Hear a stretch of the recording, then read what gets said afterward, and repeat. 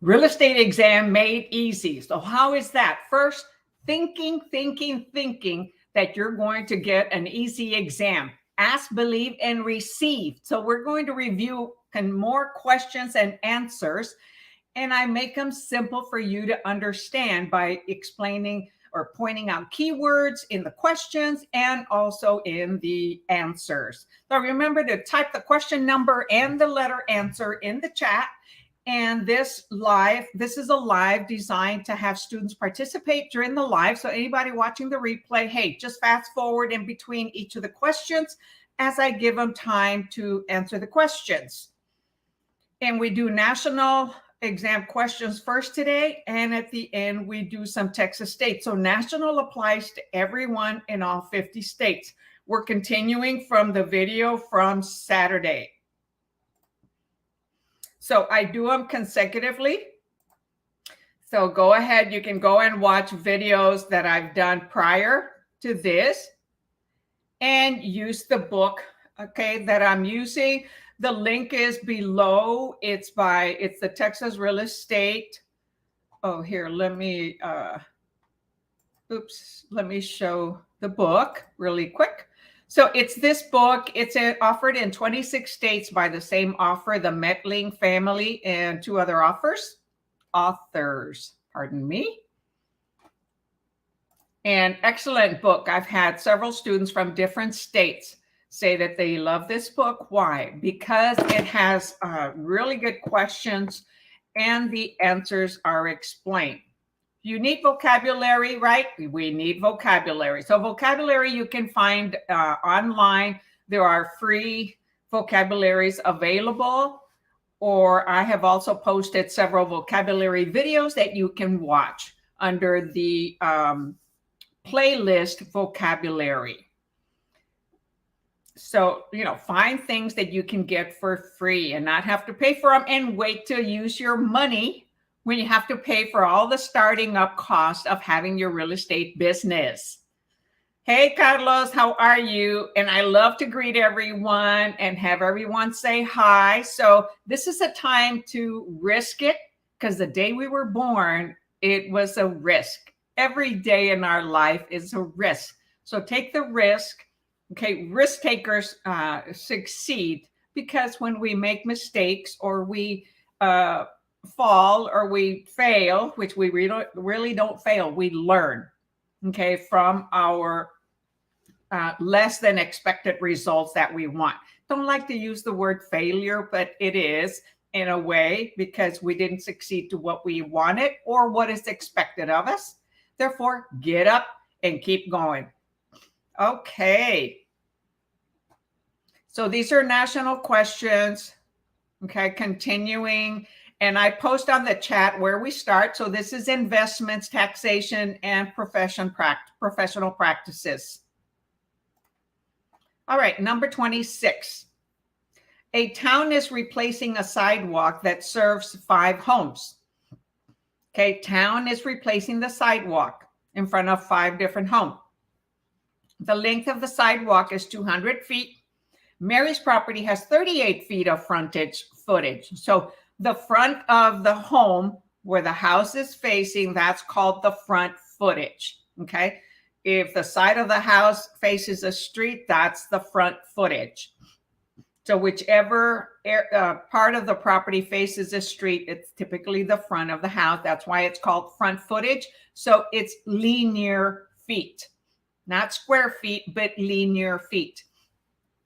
So she has 20 linear feet. They're straight, okay? Well, sometimes there could be a curve or an angle or something like that, but we call it linear foot.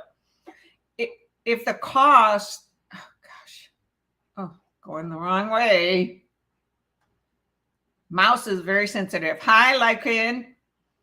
So Mary's property has 38 feet of frontage. If the cost of the project to be paid by special assessment is $30,000, what will Mary's assessment be?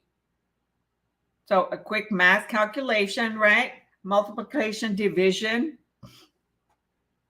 So remember, out of 200 feet, she has 38. The total project cost is $30,000. So each owner is having to pay a special assessment as part of the property taxes. So what is her portion when she owes 38 feet of 200?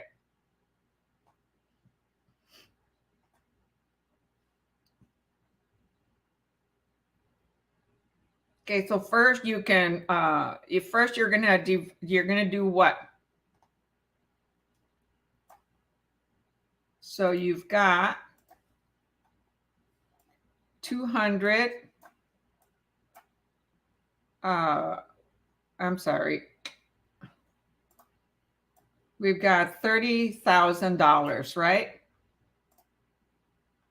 So hold on. We've got $30,000 and 200 square feet. So we need to find out what is the price per square foot, right? Divided by 200, not square feet, but feet. So this is dollars. So someone calculate that.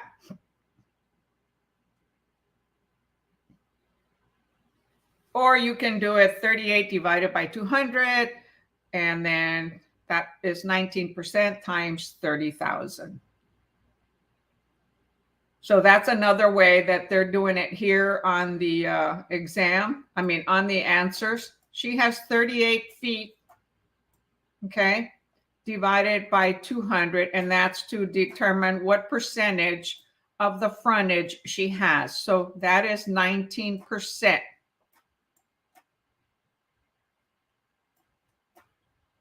And then let's see here. How do I make this smaller? Wow, not letting me move it. That is the select tool that kind of locked up. So then 19% times what? 200 feet? So it's almost 20%.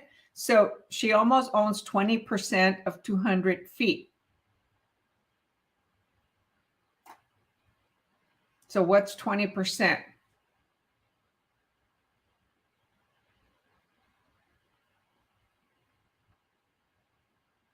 So 19% times 30,000. Gosh, nobody's calculating this.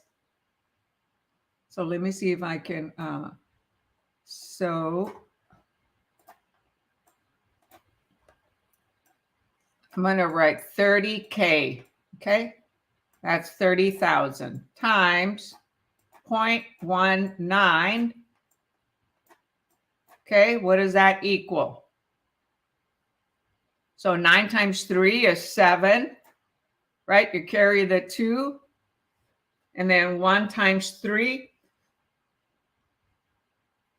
So it ends up being $7,700. That's 19%.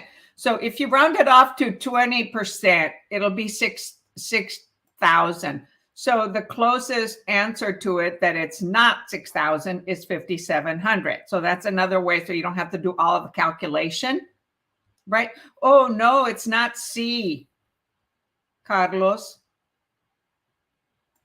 Okay, because it's 30,000, and she has almost 20% of frontage from the 200 feet. So it's 5,700. Okay, so I don't know why it's not letting me move it around. Okay, do you all see that? Okay, so there's 2 different ways to do it. So 38 feet is what she has, divided by 200 gives us 19%, 0.19. 0.19 is what she has as far as what it's going to cost her of the 30,000. Okay, so that is 5,700. So if you do it the other way, you get the price per price per foot. So let me calculate it the other way. Divided by 200. It's 150 per foot. times 38. So if you did it the first way that I was doing it, okay, so this here would give us 100 and this would equal $150 per 1 foot.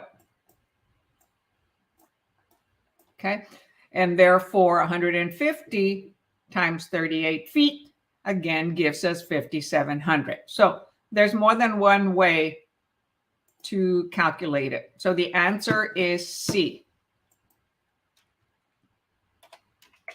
Did you get that, Carlos?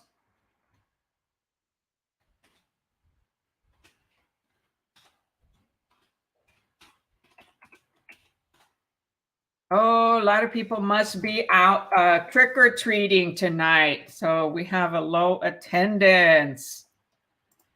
Forgot about that, but that's okay. They can watch the replay. So for those of you on here, remember to click the thumbs up, okay? So most individuals are out on trick-or-treat day. So anyway, happy trick-or-treat day if you believe in Halloween.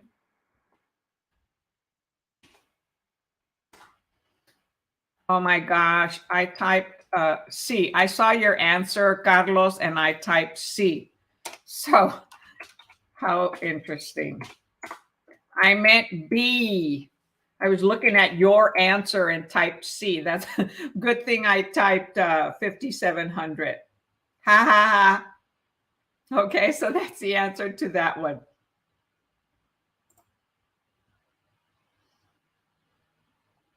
So number 27. So did you follow it, Carlos? Did you get how that was calculated? You can do it one of two ways, okay, that I showed. That's what I got, but I put C by mistake also. Oh, okay. Good for you, just like I did. See, I copied you, Carlos. What's up with that? See, I typed C just like Carlos did when he typed C up here. I went and typed C for the answer. So boo-boo, but I typed 5,700, okay? So the answer is B. All right. Number 27. What is a tax deed? A tax deed. Not a warranty deed, but a tax deed. A conveyance instrument for a property that is sold to enforce a tax lien. B, a document recorded in title records showing that property taxes have been paid. B, a notice to a homeowner that a tax lien has been entered against the property. Or D, a document that gives a municipal authority the power to collect an individual tax bill. So what is a tax deed?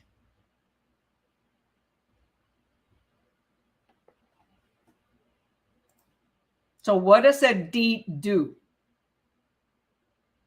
The seller, right, owner signs the deed and it goes to the borrower. So when it's a tax deed, who is signing it? Also the owner. However, who is the owner? The lien, right? No, the answer is A, Lake Queen.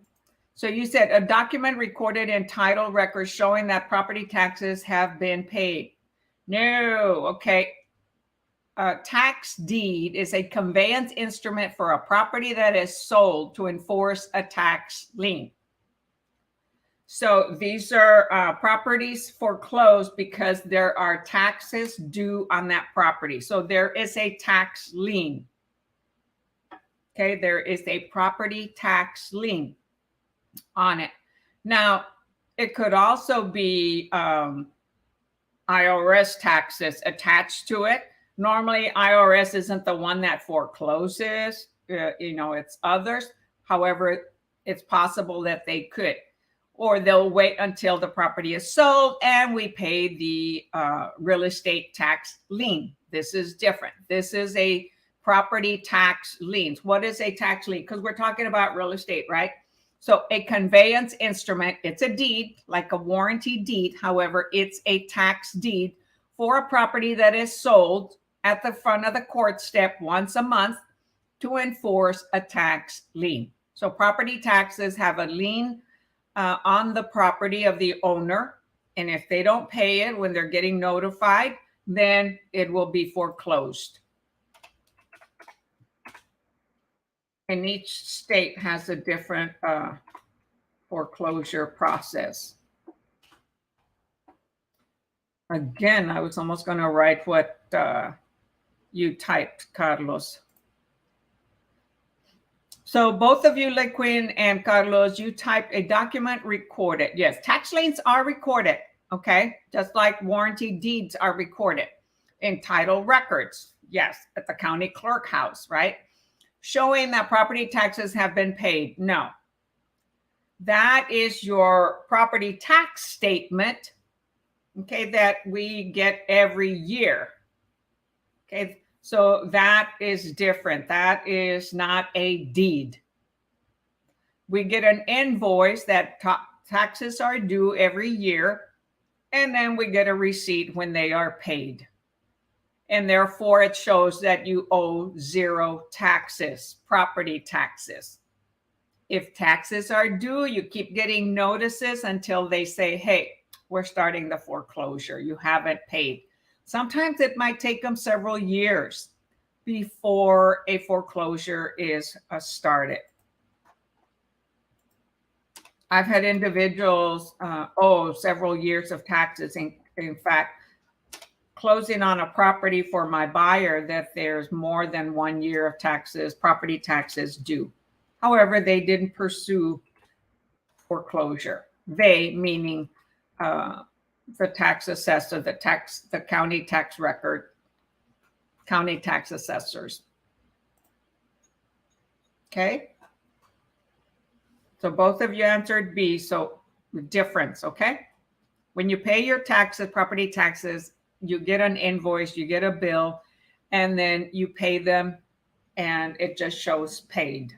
This is if you don't pay, when you don't pay them, then they can attach a lien. In fact, as soon as you don't pay them, there is a notice on your property that taxes are owed. So when properties are sold, the seller has to pay any taxes due at time of closing from the proceeds that they get from the borrower. All right, number 28.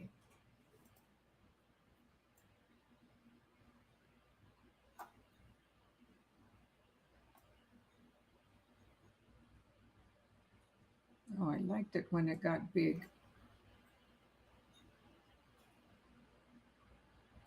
Gosh, come on, move it. Okay, there we go. Number 28, if a property owner has the right to redeem his or her property after a tax sale, the owner has what?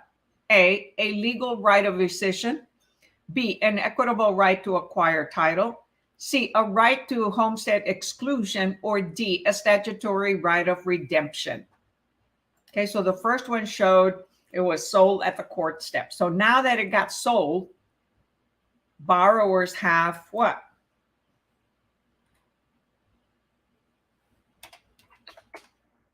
Do they get time to, pay the taxes and get it back with interest and fees or not? And if so, what is it called? Hi, Marcela. Hi, Lisbeth.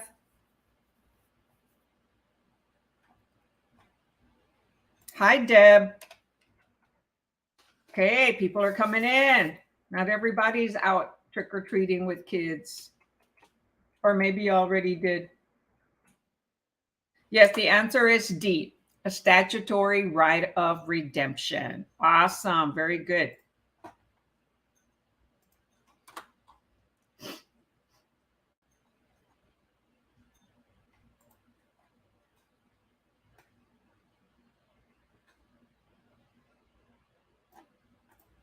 Number 29. The formula for deriving a municipal jurisdiction's ad valorem tax base is A, the jurisdiction's annual budget times the tax rate. So the jurisdiction annual budget times the tax rate, that's a percentage, right? B, the total of all assessed values of properties minus exemptions. C, the total amount of ad valorem taxes required by the budget. Or D, the municipality's budget multiplied times the millage rate.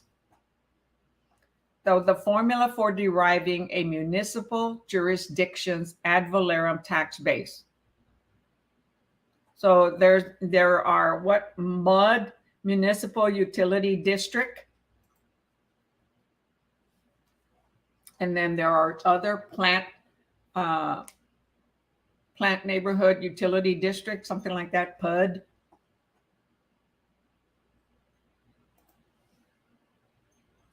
So type your answer in the chat, the question number and the letter answer.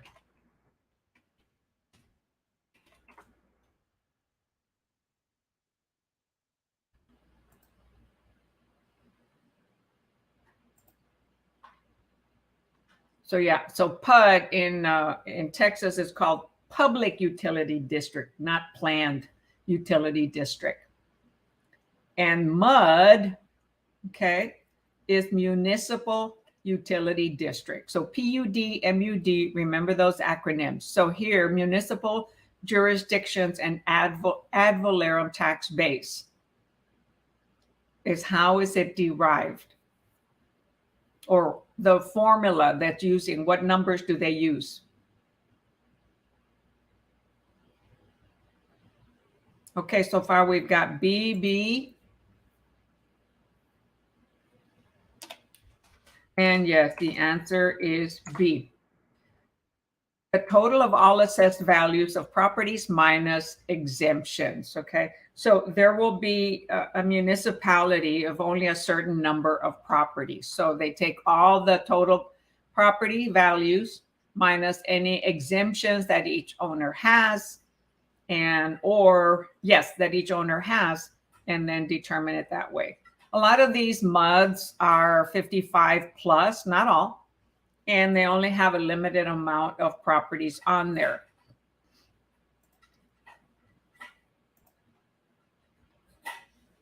And they have to meet the requirements in order to be a MUD and a 55 plus. They have to apply for those statuses. Oh, very good. You all did well. Number 30.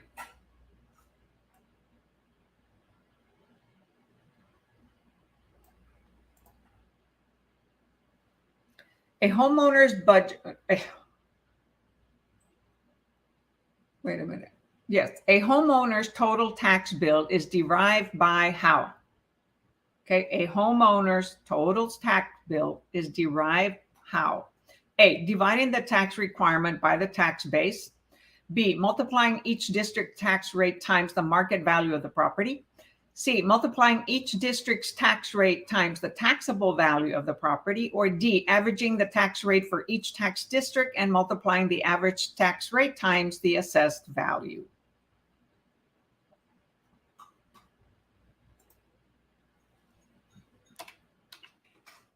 So there are many tax districts, okay?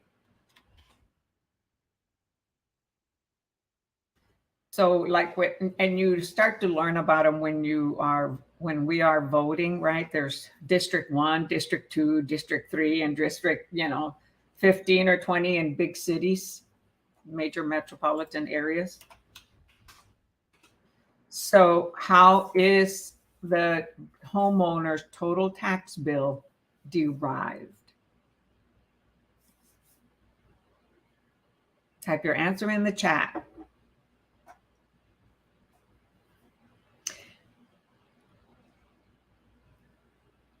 No, it is not B.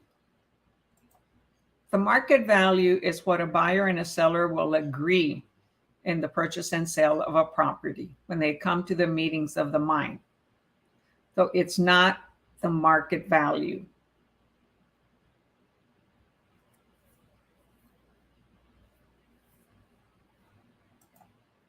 Yes, so it is C. The multiplying each district's tax rate times the taxable value of the property. C. So each district has a tax rate. And remember, there's an ad valorem tax rate for schools, universities, roads, cities, and counties don't have one. If you live in the county, there are no city taxes, but there will be school taxes and other required taxes. The city tax are usually the highest, and then schools. So the answer, okay, so we have what kind of answer? Happy Halloween, Cindy. Welcome. No, it is not D. So multiplying each district's tax rate times the taxable value of the property, the taxable value of the property. Remember, there's a value on the property and an assessed value. And that's what the assessor comes up with according to their formula for each property that an owner owns. So each property owner's tax bill is determined by multiplying the tax rate for each taxing district times the taxable value of the property. Taxable value is the assessed value for all exemptions and adjustments have been taken into account. So if somebody has a homestead, then they're going to get a reduction on their the assessed value. Okay, when they apply to get the exemption, the homestead is automatic in Texas. However, in order to get the discount or the reduction of taxes for homestead, they have to go and fill out a 1-page or 2-page form. So the answer is C. Multiplying each district's tax rate times the taxable value. Okay, not the market value. The last one says averaging the tax rate for each tax district. So no, and then multiplying the average tax rate times the assessed value. So each tax district has its own rate, okay, times the taxable value of the property. So they're not averaging all the different tax districts and then multiplying it times the tax rate. It is of the assessed value. However, it's not the average for each tax district.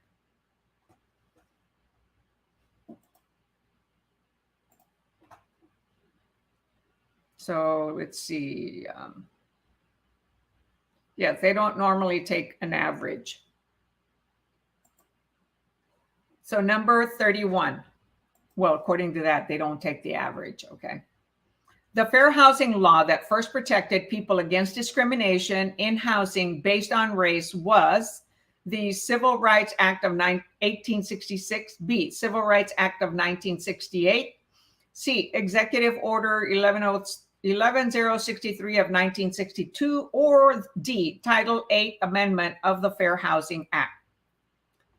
So the fair housing law that first protected against discrimination in housing based on race.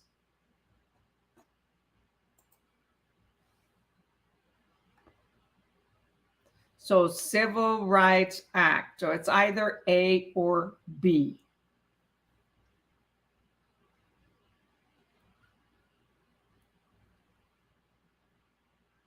Yes, the answer is A.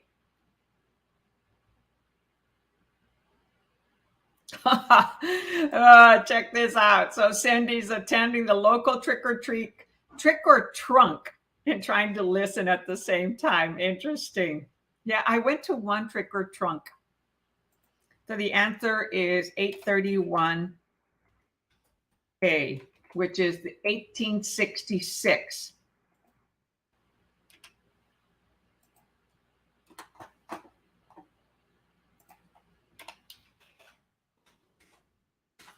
So the answer says the original Fair Housing Statute, the Civil Rights Act of 1866, prohibits discrimination in housing based on race. The prohibition relates to selling, renting, inheriting, and conveying real estate.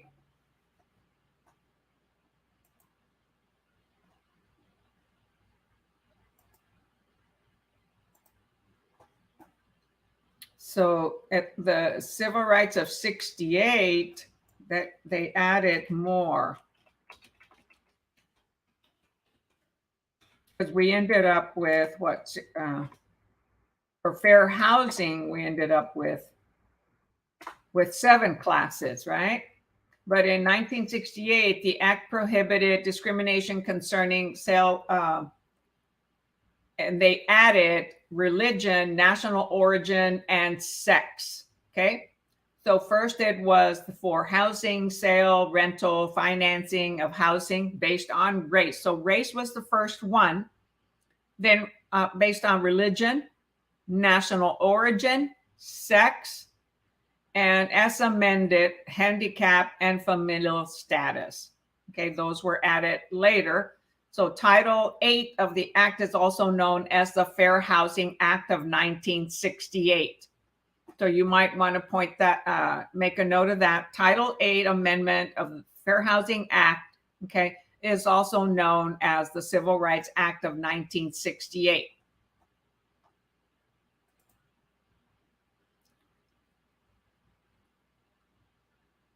So I'm trying to, because I forget each of the years of when they added different ones, okay? So in 1964, we had 5 classes: race, color, religion, sex, and national origin. That was in 1964, okay? So then in 68, they added handicap and familial status.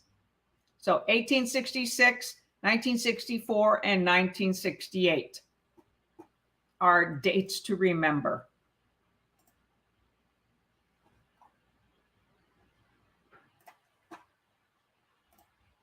Okay, so we had pretty much all A's except for one answered B. Yeah, so that's the final one that includes all 7. That is Marcela.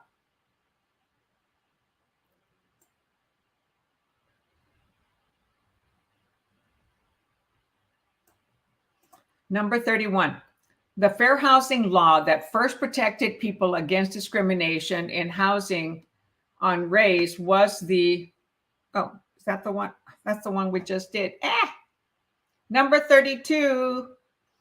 The classes protected against discrimination by the Fair Housing Act of 1968 are A, race only, B, religion and gender, C, race, origin, religion, and national origin, or D, age and gender only.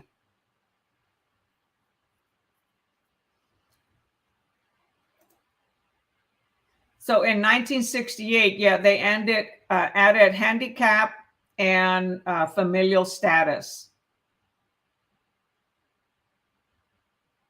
So I just Googled it.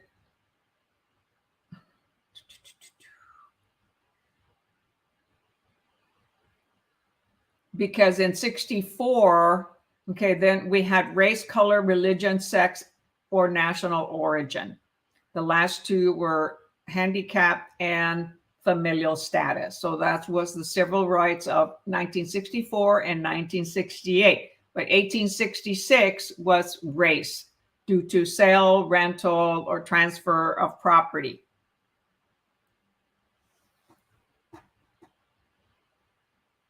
So did you get that, Deb? Handicap and familial status. Okay, so Blake says C for number 832.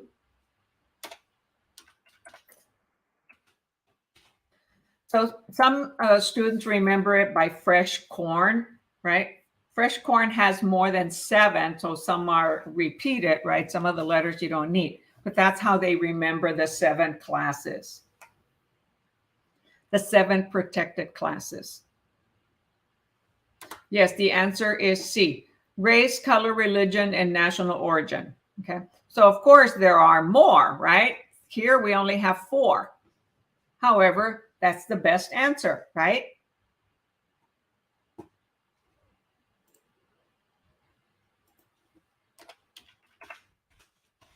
Right. I want you to type right.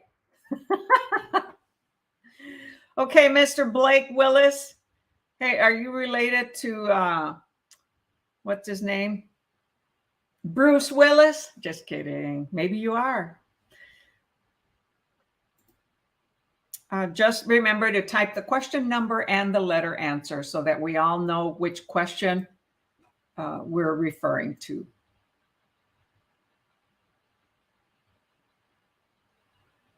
Well, I'm going to have to go smaller and smaller.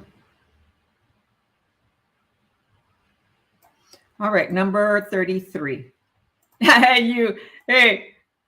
Blake says, he wishes he was related to Bruce Willis. Yeah, I love his movies.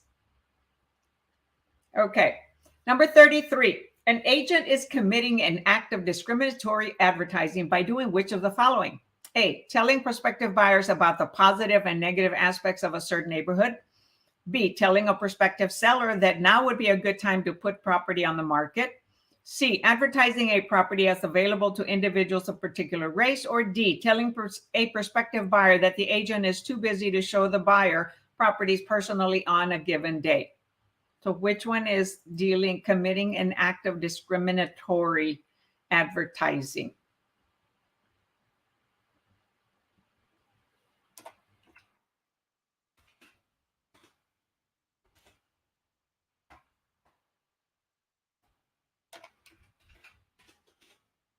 All right, but we've got CC, wee. Anybody else? Okay, so Carlos, Deb, Marcela all say C. So it must be. Yes, advertising C, advertising a property as available to individuals of a particular race. Big no. Cannot do. Can't do. Cock-a-doodle-doo. All right, number 34. Which of the following is an example of blockbusting? Oh, and for anybody who just came on, we're doing national questions that apply to all 50 states. Which of the following is an example of blockbusting, busting the block? Okay. A, an agent shows a minority home buyer prospective properties located in a neighborhood where there are no other minority homeowners. B, an agent persuades a minority home buyer to avoid looking in a neighborhood where there are no minority homeowners. C, an agent persuades a family to put their house on the market because ethnic minority families are beginning to move into the neighborhood. Or D, an agent persuades a minority home buyer to buy a property located in an area where most of the homeowners belong to a minority group. So remember, you're busting the block. How would you be busting the block? Block busting. That's how I remember it. How do you bust a block? Without using dynamite or a grenade or whatever, right? I was watching I was on a mastermind, and in Arkansas, there's a lot of quarries. So they use a lot of dynamite to break the quarry. And even I guess to go fishing, you can throw dynamite and then the dead fish come up. That's sad. But that's what they use because Arkansas is a lot of quarry, a lot of hard rock. And I don't mean hard rock music, right? But sometimes that's good too. So yes, the answer is C. An agent persuades a family to put their house on the market because ethnic minority families are beginning to move into the neighborhood. Big no. Discrimination.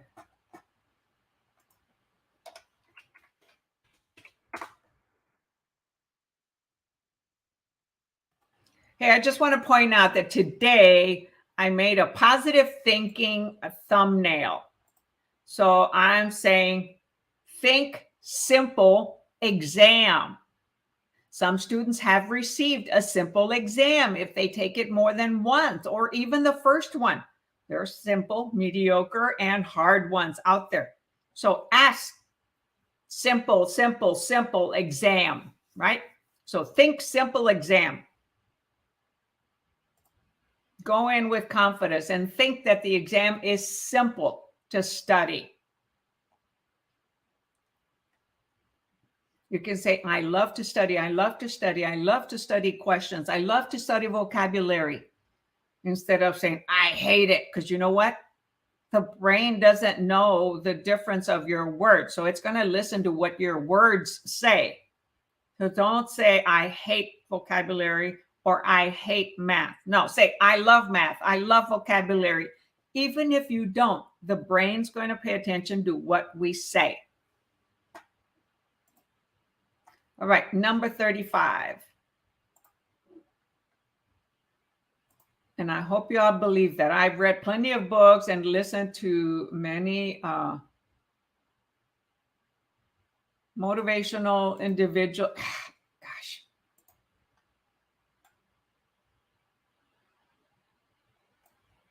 Oh, well.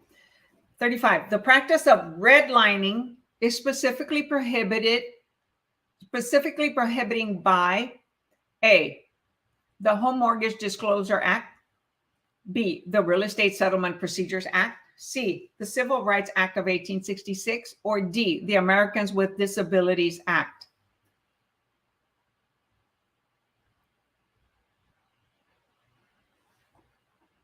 So what does redlining deal with?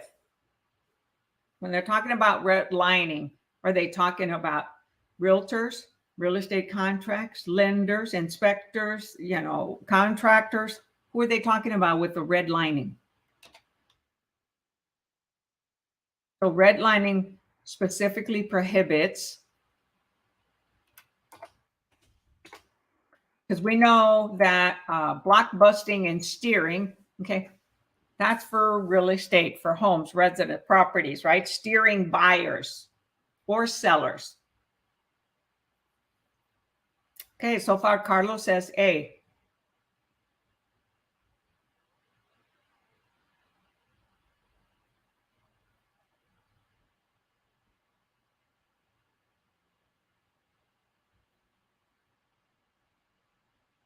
All right, so we've got A, and yes, the answer is A, the Home Mortgage Disclosure Act.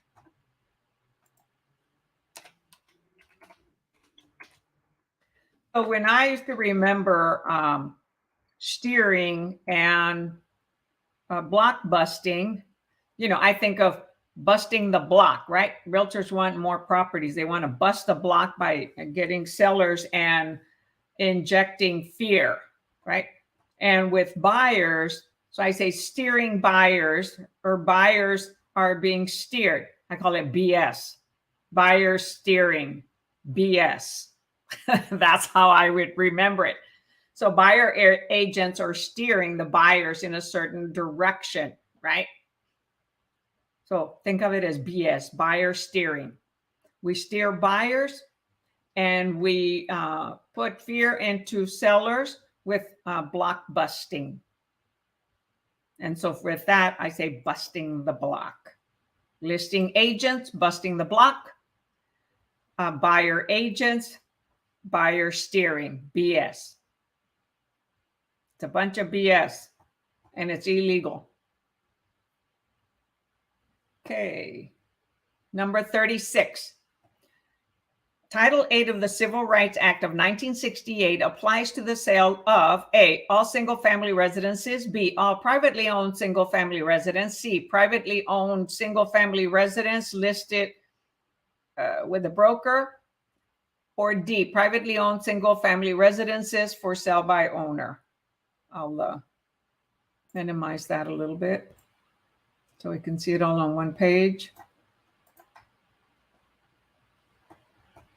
So what is the Title 8 of Civil Rights Act of 1968? It applies to what type of properties? Who are most of these laws and acts created for?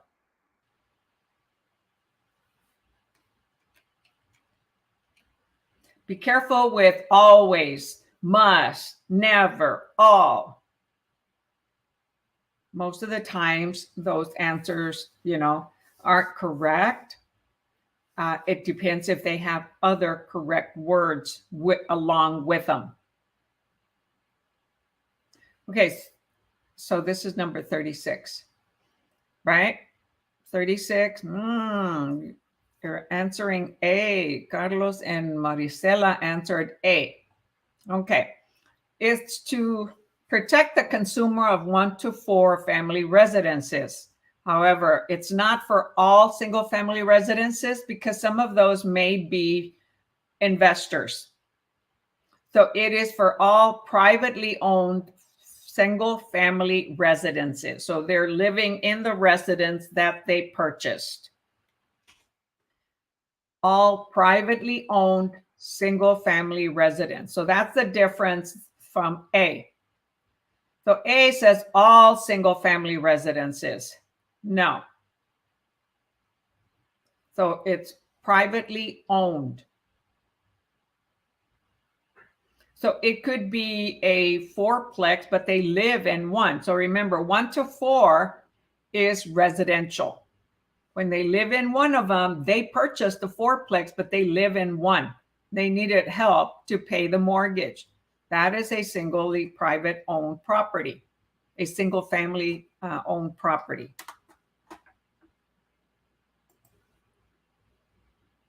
So that's why I pointed out sometimes the word all. So first one says all single family residences. Well, there are investors who own single family residences. It doesn't apply to them.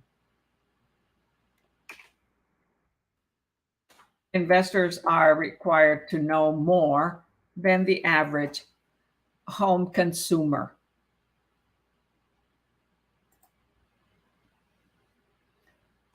All right, number 37.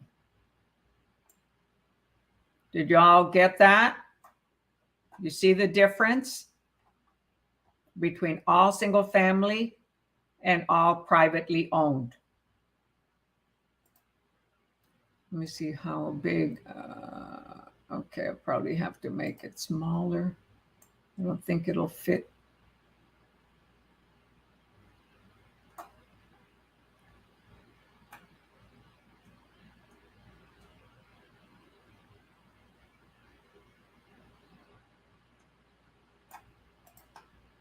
Yeah, it's not going to fit. All right, number 37. Oh, it still didn't fit.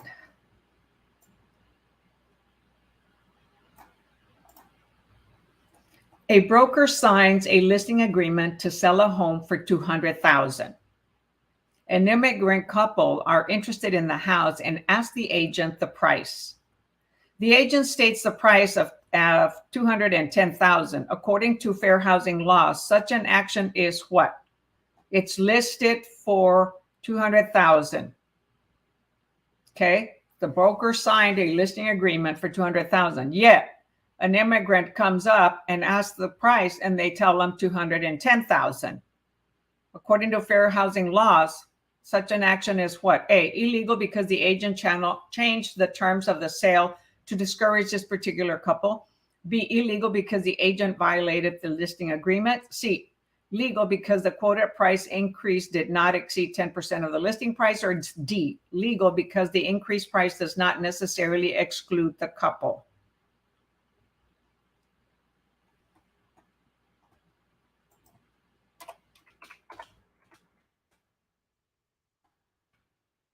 Type your answer in the chat. Come on, come on.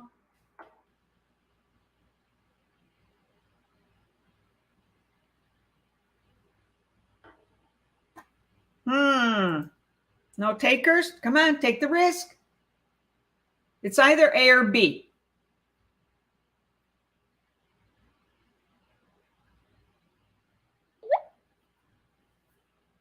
Okay, Carlos says A, Deb says yes.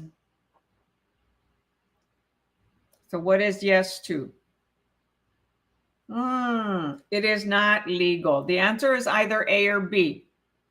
It is illegal because the agent changed the terms of the sale to discourage this particular couple. So they're discriminating. They're letting this immigrant couple, telling them that the list price is $210,000, even though the list price is actually $200,000. That's illegal.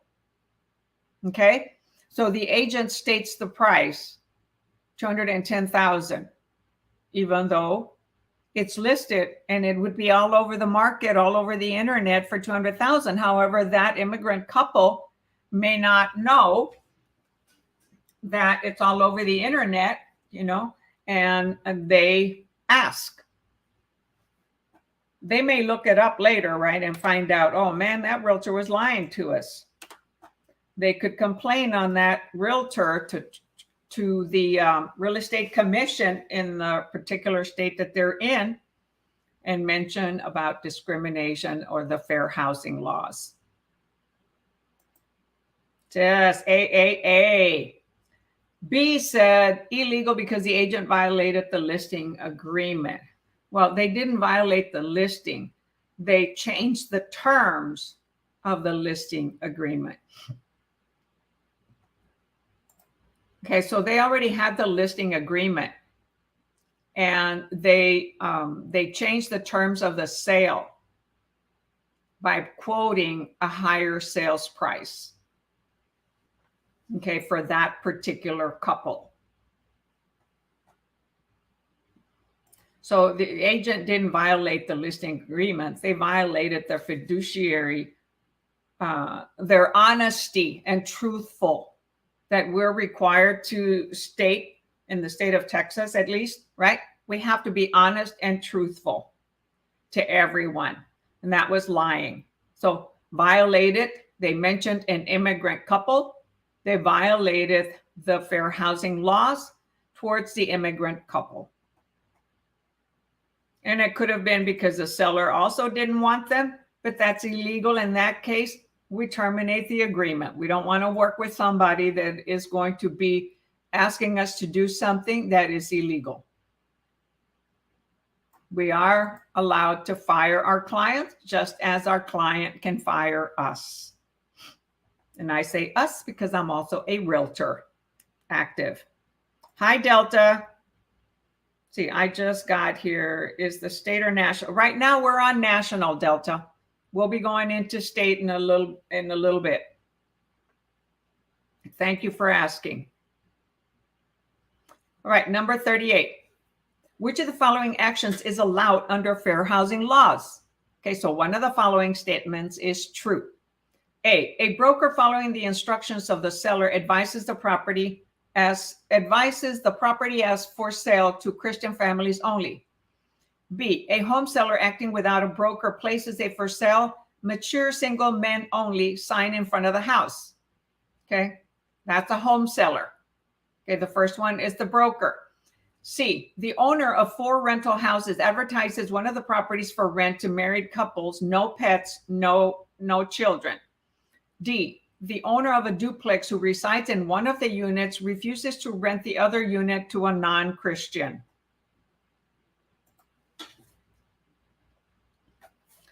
So which one is allowed under federal fair housing laws?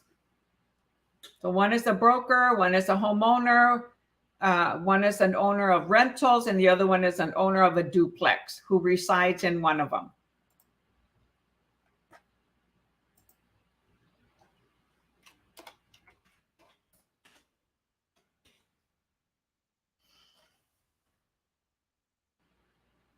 No, it is not B.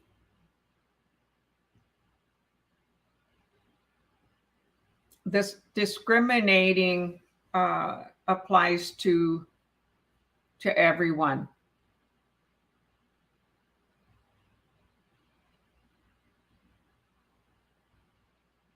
Now, if they were renting a place in their house and they only wanted mature single men, that's okay because they're still living in the home, not when they're putting a sign in front of the house. It has to be equal opportunity. Okay, so far I've got, we're all over the place. We've got D, B, and C. So on this one, the correct answer is D. Okay, the owner of a duplex, so there are 2 units. The owner owns it and they live in one. Who resides in one of the units refuses to rent the other unit to a non-Christian. Okay, so since they live in one of the units, okay, considered single family residences, they're, tied together, pretty much. On a duplex, they have a common wall and 1 yard. So they can do that lawfully. That is allowed.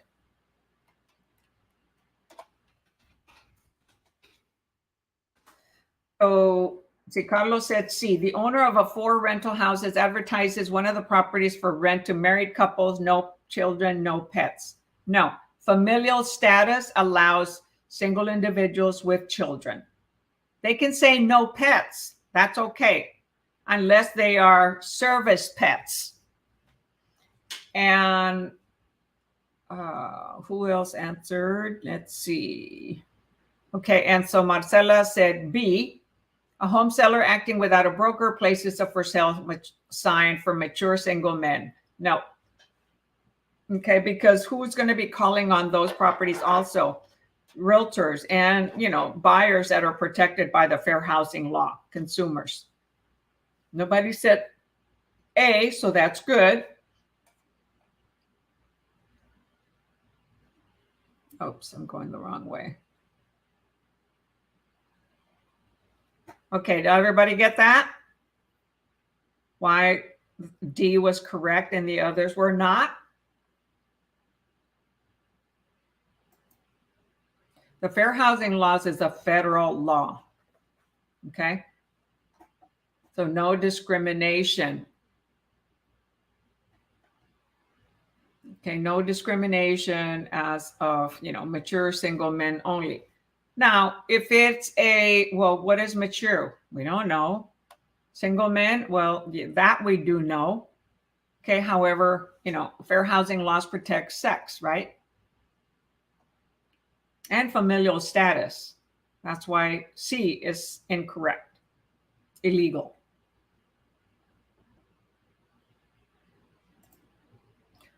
All right, number 9. So where did we start at? Okay, we started at 26. Cicely Longstreet believes a real estate agent has kept her from seeing a certain property for rent because she is a woman.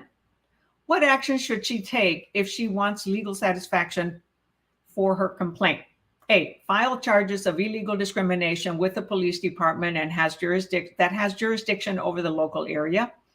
B, file a complaint with HUD and or file suit against the offending parties in the state of or federal court within the prescribed time period. C, wait 2 years and then file a civil suit in federal court. Or D, sue HUD for damages under the Civil Rights of Act.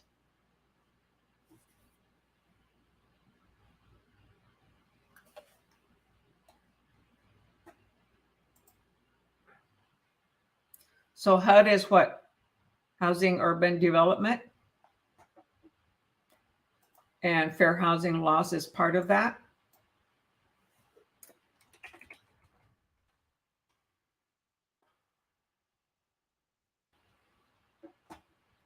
Okay, housing, urban development, and fair housing, okay, go together.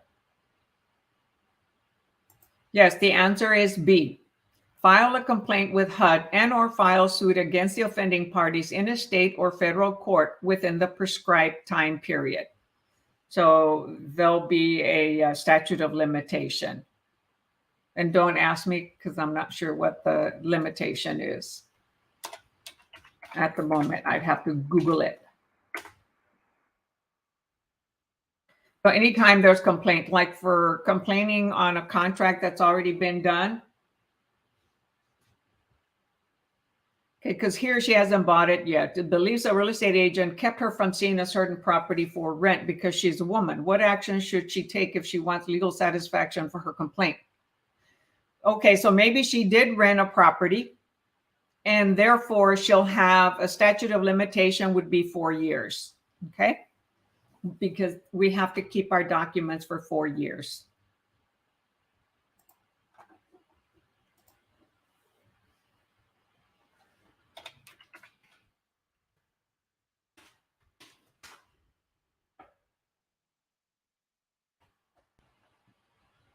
Number 40. George C. Scott. George Scott hires Shannon Lang to sell his house with the condition that he will not be the first one in the neighborhood to sell to members of a certain ethnic group. What should Shannon do about this condition? A, inform Scott that the condition is illegal and that she cannot comply with it. B, note the condition of the listing agreement and have Scott initial it. C, pretend that she did not hear the condition and proceed to market the property to all groups. Or D, tell Scott that she will try to discourage members of that group from looking at the property, but that she cannot control cooperating brokers. Okay, so let me make it smaller.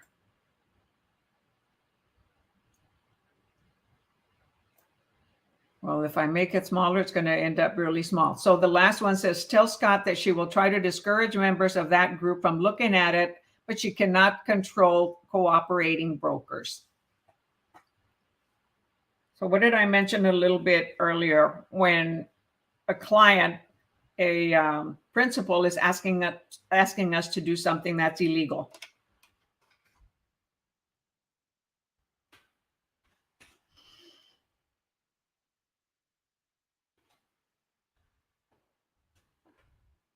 Enter in the chat. This is our last national question.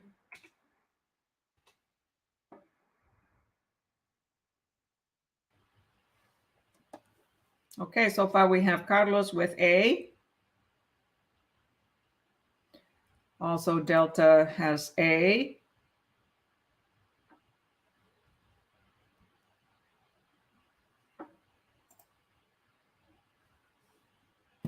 And yes, the answer is A.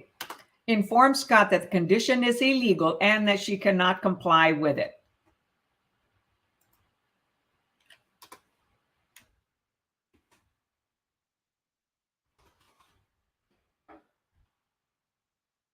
So that's when the client may, let's say, well, I don't want to work with you.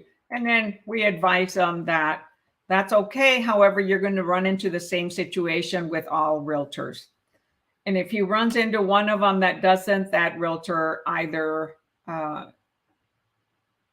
doesn't know the laws, is a beginner, okay? And you won't be forgiven because, oh, I just didn't know. We're expected to know. So it's go ask the broker, okay? That's what brokers are there for. Instead of asking another realtor, go ask the broker, or you can also Google it. However, the best thing is to ask the broker.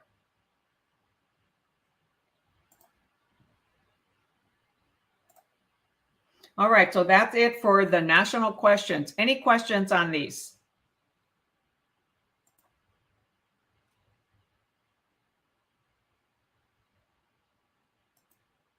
So anybody watching the replay, you can fast forward until we start the state question. The first half of the class, or first 2/3, were national questions, apply to all 50 states.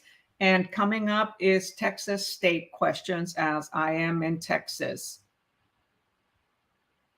And for anybody that hasn't been to my YouTube channel and this is your first time, remember to tap that subscribe button, click that little bell so you're the first to get notified every time I go live or post a new video or a short, okay? And click the thumbs up.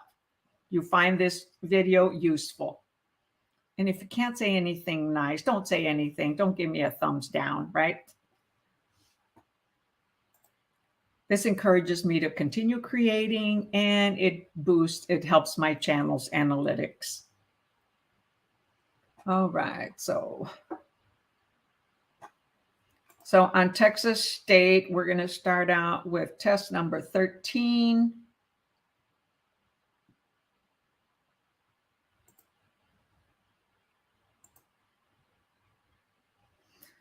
We're starting out with question 13.1.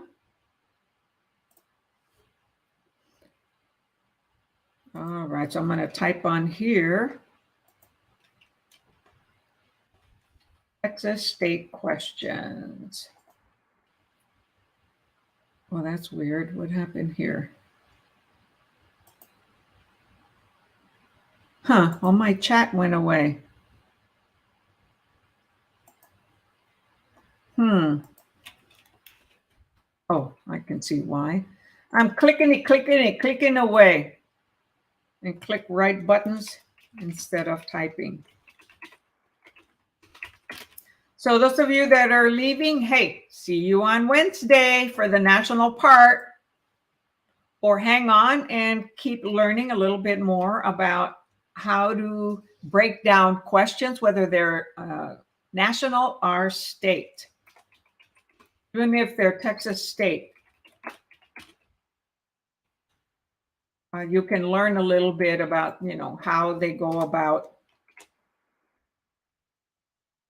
breaking down their questions and what little keywords to pay attention to.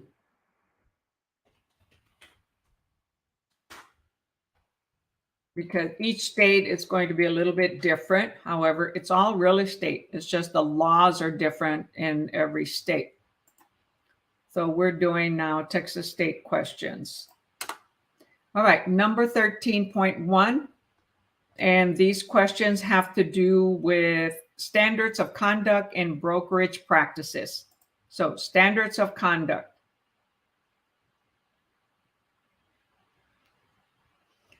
Licensees must conspicuously display Form 1-1, the consumer disclosure form. Its central message is A, licensee should abide by the rule, caveat emptor, let buyer beware, or let the buyer beware.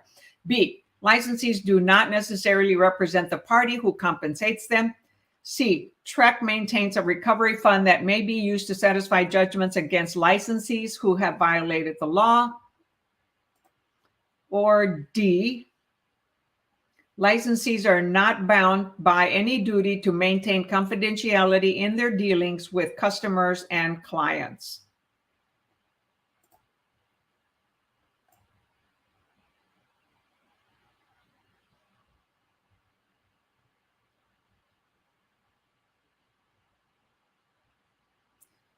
Dang.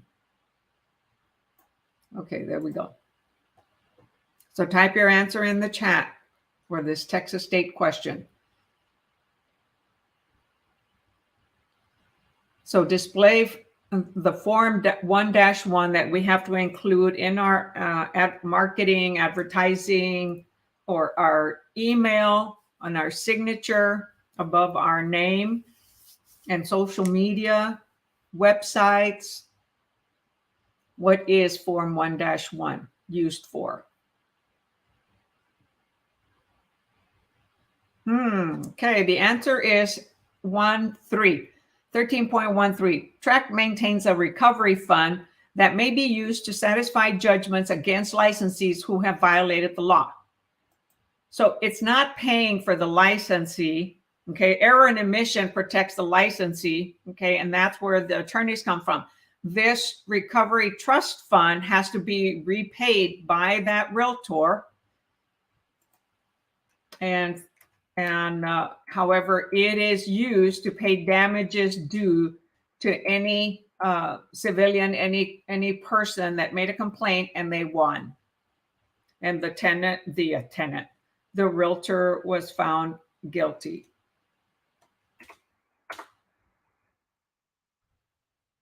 That they violated the law, and it has to be paid back.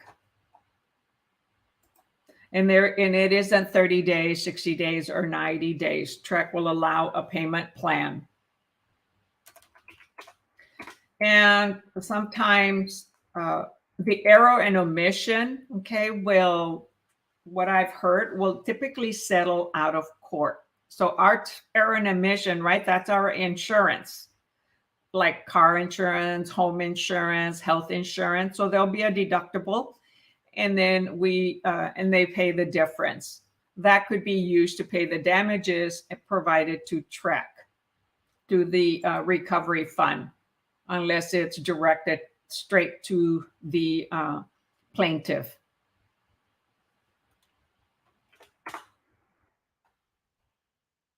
So D, see, licensees are not bound by any duty to maintain. That's not true. Okay.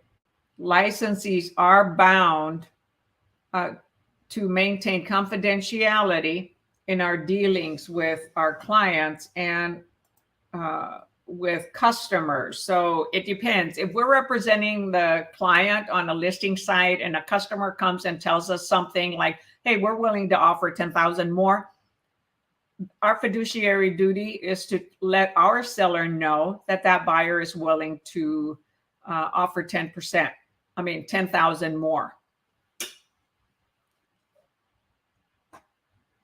All right, number 2.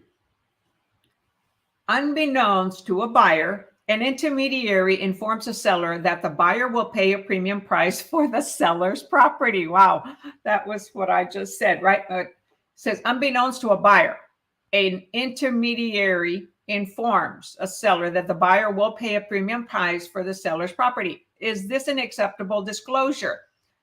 Yes, since the intermediary represents a seller, he is acting in his seller's best interest. B, yes, since it is common knowledge that the buyer is on a very tight deadline to move in. C, no, since the intermediary did not receive the buyer's authorization to make such a disclosure.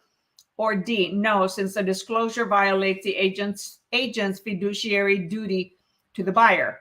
So be very careful with what I stated a little bit earlier, because here we're saying an intermediary, unbeknownst to a buyer, an intermediary. So what is an intermediary in Texas?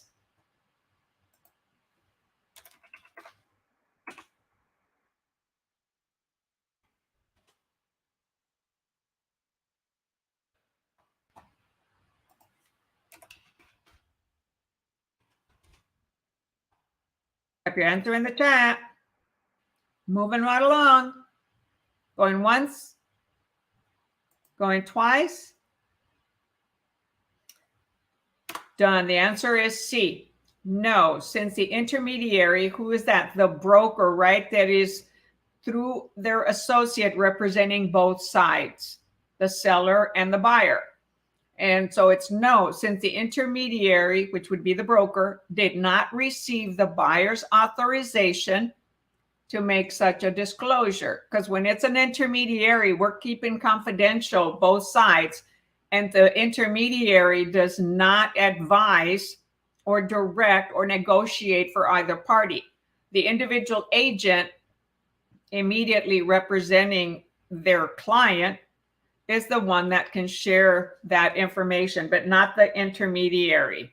Okay. So if the buyer comes directly and tells their buyer agent, and the buyer agent unfortunately tells the listing agent, which they shouldn't have done, because that is disclosing confidentiality and disclosing what the buyer is wanting to do.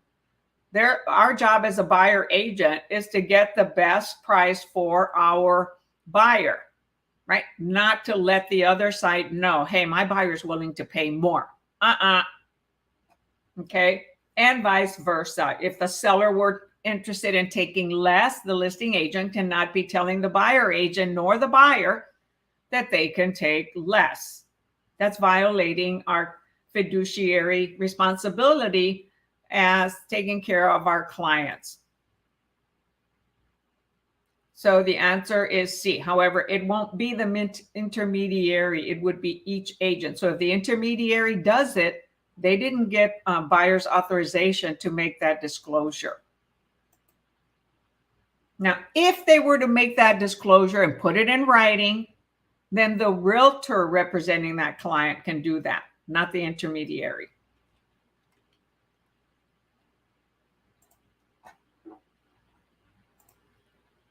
So the broker is representing both sides through each of the selected realtors.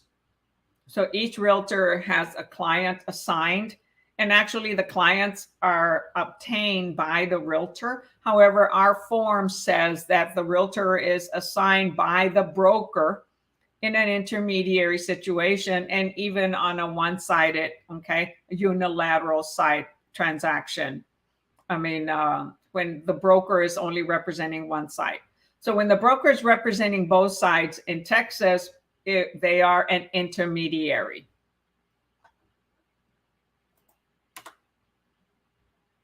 Therefore, they cannot advise, negotiate. They're the middle person, like a mediator. They just help listen to both sides and ask them questions, trying to bring them to the center. They have a realtor representing each client under the same umbrella, right?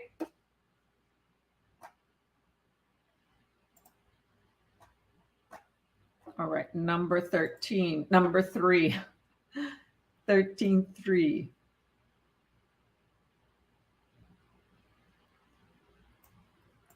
So just remember that intermediaries cannot advise or negotiate for the clients.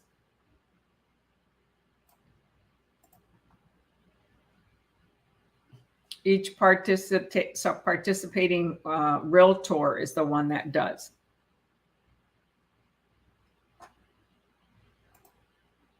Hi, Queen of Forgiveness. Who's Queen of Forgiveness? What's your first name, Queen of Forgiveness? All right, number 4. A licensee opts to use a custom designed form to transact a residential sale. The contract used was the bona fide sales agreement used extensively prior to the existence of TREC promulgated forms. In this case, the licensee blank A, faces legal exposure for the unauthorized practice of law. B, could have her license suspended or revoked. C, may supplant a promulgated form with the previously used contract with impunity. Or D, has not committed any violation of license law. Oh, hi, Lauren. Oh, did I skip number 3? Okay. Let's go back. Don't answer this one. I skipped number 3. Backtrack. All right, number 13.3. A licensee who is charged with felony fraud pleads no lo contendere and all charges are dismissed. In this case, the licensee, what? A, may have their license suspended or revoked. B, must notify the real estate commission of the guilty plea. C, is exempt from any commission notification since there was no guilty plea. Or D, has done nothing wrong.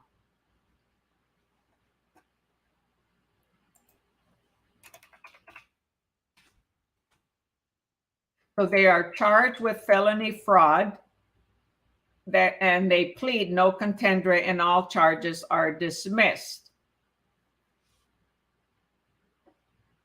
So they were charged, okay?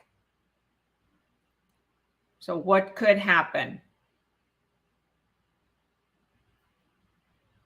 It is not B.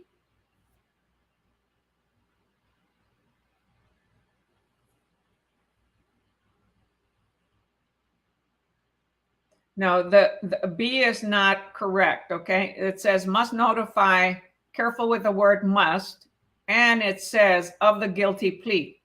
They pled no lo contendere.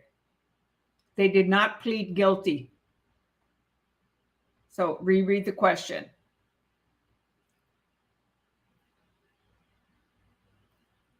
And it's not C. There's an answer that comes first.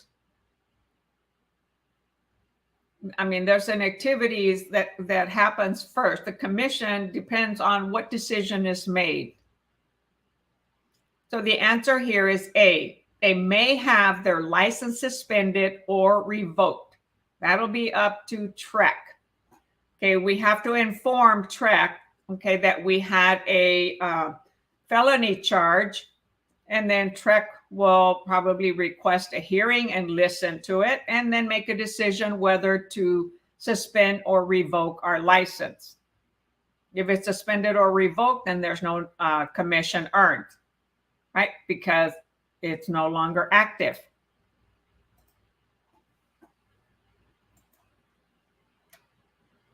first it's notifying TREC, and then TREC will make a decision.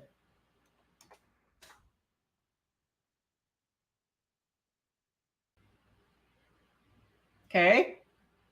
All right, now we go to 4. Anybody answer a different one? No, just A. Okay, we had A, B, or C. C, exempt from notification since there was no guilty plea. Exempt from any commission. Oh, I was thinking commission pay. They have to notify the commission. Even though there wasn't a guilty plea, they were charged with felony. Even though the charges were dismissed, still must report it. Okay. So, and B is incorrect because it says guilty plea.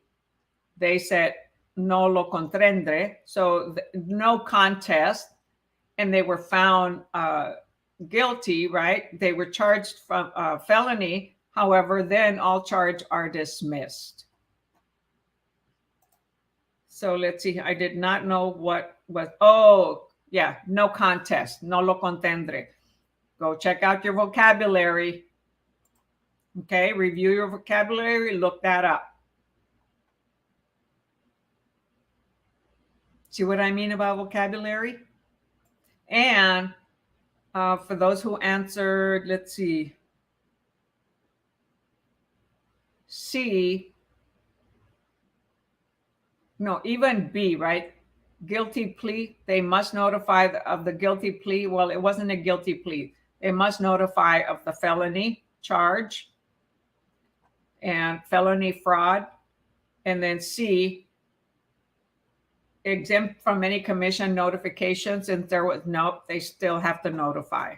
Okay. Number 4, we're back to this one. A licensee opts to use a custom designed form to transact a residential sale. The contract used was a bona fide sales agreement used extensively prior to the existence of TREC promulgated forms. In this case, the licensee A faces legal exposure for the unauthorized practice of law. B, could have her license suspended or revoked, his or her license suspended or revoked. C, may supplant a promulgated form with a previously used contract with impunity. Or D, has not committed any violation of license law. So why? Oh, remember we have to take legal update 1 and 2. And we have to update, well, you're not acting realtors yet, so you're not aware of that. However, you probably have learned that.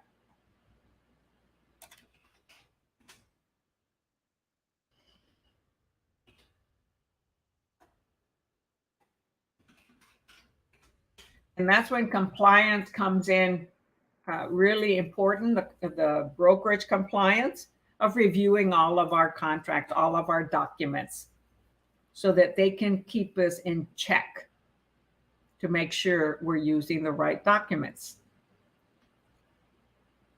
So yes, the answer is B. Okay, could have her license suspended or revoked because they opted. Okay, so they had a choice. They opted to use a custom designed form to transact a residential sale. The contract used was a bona fide sales agreement used extensively prior to TREC promulgated forms. However, as soon as there were contracts promulgated by TREC, then we must use those forms unless it's an attorney that's writing up the contract, or it's an REO bank, real estate owned by the bank. Sometimes they require using their contract. So they have attorneys writing their contracts, and they put a lot of verbiage on there to protect them. So the answer is B, could have their license revoked. And then someone answered C, may supplant a promulgated form with a previously used contract. No. Has to be a current TREC promulgated form, not a previously used contract. Compliance, since we pay error and omission, compliance job is to make sure that we're using all updated contracts. And some of our software where we keep all our legal documents, where we have access to our legal documents to write up an offer or listing agreement and all that, it'll give us an alert when we're using the wrong document, and it'll say there's an updated document. Okay. Or the compliance department will check it and tell us, hey, you used an updated document, needs to be updated.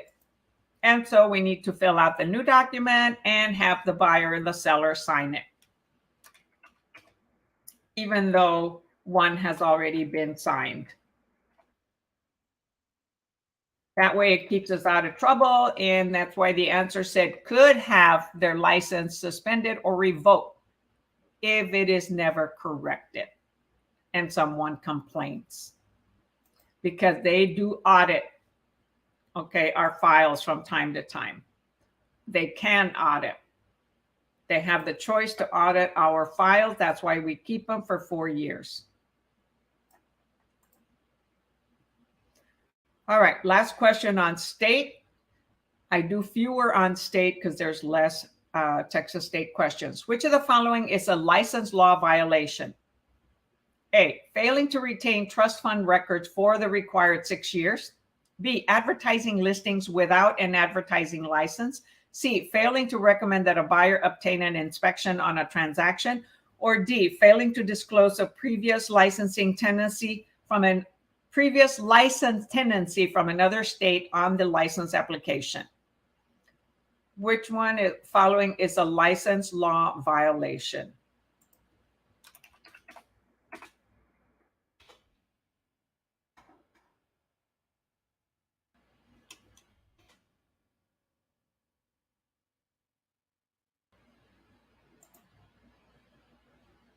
Type your answer in the chat. Your last chance for the evening. You can go back and review the questions. Remember, like I recommend repeating the questions over and over until you ace them or get 100. The same questions.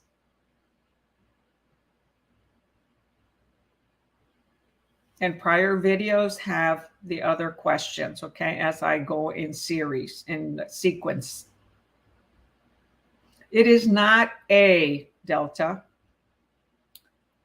And it is not B.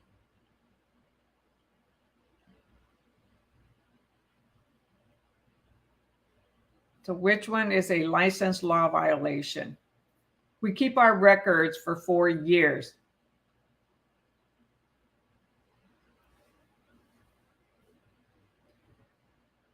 B says advertising listings without an advertising license. We do not need an advertising license. Hi, Deepak.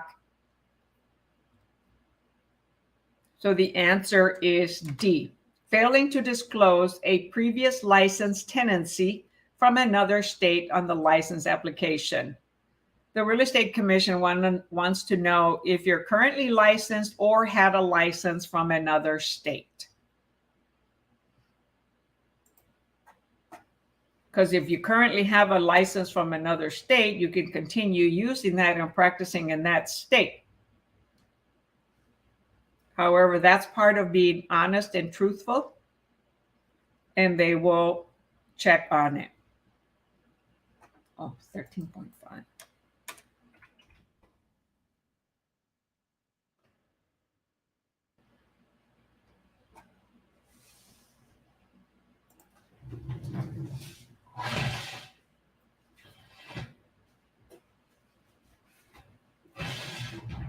Yes, records for everything is 4 years.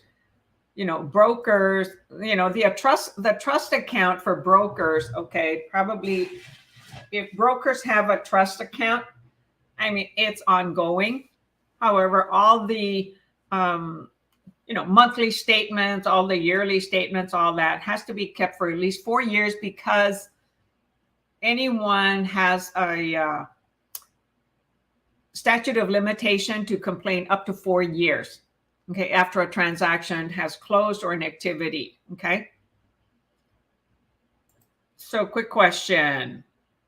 Oh, so let me show the other one. The question was, records for everything is for only 4 years.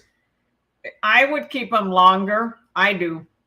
It's 4 years for all, you know, sales contract transactions. For brokers, as I mentioned, And for trust funds records, that could be longer, because if the real estate broker office has trust funds, which they do, right? But not necessarily for clients' trust funds. They'll have a trust fund for realtor commissions, right? That are deposited, and then they pay us based on our split until we get 100%. Then we get 100%, right? But in Texas, the required is 4 years for anything and everything, minimum 4 years. Okay, Deepak, quick question. If seller lies to broker, is one broker responsible too? No, because he did not know. Yeah, if the broker lied, okay, if the seller lied to the broker and the broker is not aware of it, no, they're not guilty. Okay, I had a client, I was representing a buyer client, and the seller lied as to having paid all liens on that property and didn't update us that the property was foreclosed and was going into foreclosure, excuse me. And he was asked about a certain debt, and he signed an affidavit form. So the listing agent didn't know, and neither did I. I found out after my buyer gets a notice of foreclosure on his door, and the property gets foreclosed. And he's like, what the heck? So that seller lied. Seller doesn't tell us, okay, and it didn't show up on the title policy. So if a foreclosure happens after and there wasn't a recording that there was going to be a foreclosure, so the lawyer was also at fault, because anytime a foreclosure is starting process, or for tax liens, it has to be recorded. Or for any debt, right? The property is being sold because there's a lien. It has to be recorded that there's a foreclosure in process. And if it's not recorded and the title company doesn't find it and we are not aware of it, we are not guilty. Okay? We only know what we learn from the seller or the buyer or recorded documents. Okay? Or by us observing it.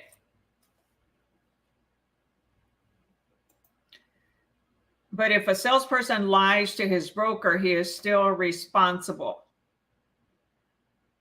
If the broker doesn't do anything, about it, yes. Because the brokers are responsible for us, but it'll be the salesperson, okay, that will also be requested. So the broker has to remember that TREC is going to have a hearing and listen to both sides. So if the broker learned and didn't do anything about it, then they're guilty as much as the salesperson that lied. Okay, so if the salesperson lies, then the broker can take action. And they can also report it to the real estate commission. Okay, and how do you say? Tell them that they can no longer practice real estate under them, because they don't want anyone that's lying hanging their license with us as a broker. So they can get rid of a realtor. We don't work for them. However, we're using their name and we have to use it honestly and following all laws, procedures, and policies, and Texas laws, national laws and rules, and local board rules. So lots of rules to follow. By the way, to other folks, this is a real question from Test. They always try to trick us. Yes. They want us to think on our feet. Think of common sense, of true situations. And that's what we learn from taking our courses, taking our classes, right? Is they also want us to think, and in our research, we may come up with other things. That's why it's good to take a lot of different tests, because there are many, many, many questions. I don't mean the final test with the state. I mean in different books. Okay, listen to different videos, different instructors that were priorly, I think almost, I can't say all, but the majority of instructors that are on YouTube, they are licensed or were realtors or brokers. Okay, I was a broker in Oregon. I'm a realtor here in Texas. I chose not to get my broker license here unless I decide to build a big business and I want my LLC, okay, to pay me so that I don't pay as many taxes and I pay taxes as an employee, okay, not as a business owner. So my corporation would get to have all the write-offs and I would only pay myself, maybe 40,000 like a regular employee. So in order to do that, we do have to become a broker. Okay, when we're going to have an LLC, that is what is paying us, and the brokerage is paying the LLC and not us directly. So yes, listen to that's a real question. And the question was, if seller lies to broker, is one, broker responsible, or two, no, because they did not know? Okay, if broker didn't know because seller lies, then how would they know? Unless it showed up on somewhere else, like it showed up with me after the fact when it closed. My client got the property back, okay? It took a little while. And then the other question was, if salesperson lies to his broker, he is still responsible. Yes, broker is responsible because we hang our license with our broker. However, if the complaint is made about the person, okay, the sales agent, the broker has to do something about it and discuss it with TREC. Okay. And potentially get them, may get their license revoked or make a complaint about that particular realtor, or, get rid of them from their office. Okay, the only reason there's going to be a ramification on that broker is if someone ends up complaining, and if it was a client that ended up having major damages, okay, then that broker is going to notify, okay, TREC, or they're going to have error and omission, take over with that buyer, with that agent, and also with the broker. So error and omission attorneys end up then fighting for both and finding out what the bottom line is. So thank you for that, Deepak. So that's where he says that those questions were real questions on his test. Awesome. So no further questions. We'll call it a night.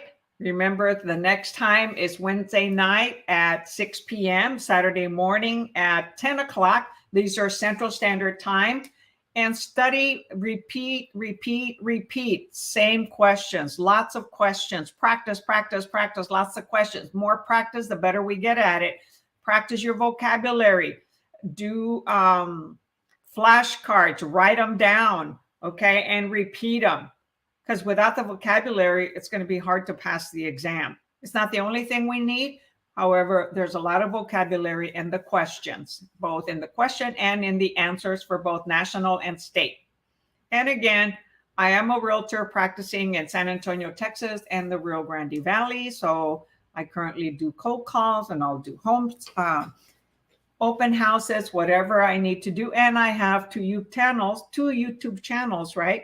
One to attract realtors and another one to attract buyers. So that's what this channel is. It's to educate the new students and potentially attract some realtors to join me at eXp Realty, because that's who I'm with, a virtual company. You're going to be approached by many, many, many brokers. And what are they looking for? They're looking for realtors to join their company so that they can make money from the realtors. All brokerages, that's how they operate. However, other brokerages provide other types of rewards, compensations, other than just commission. So evaluate different companies before making a final decision, and let's talk. Until next time, catch you later. Bye.